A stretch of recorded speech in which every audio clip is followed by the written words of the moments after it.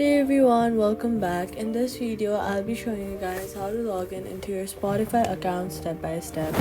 First, go to your app store and then search for Spotify and download the app. Download the app from Google Play Store or App Store.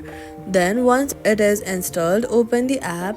Then go ahead and then on the front page, click on the login option and then enter your Gmail or Facebook or Apple, which account you use to start the Spotify.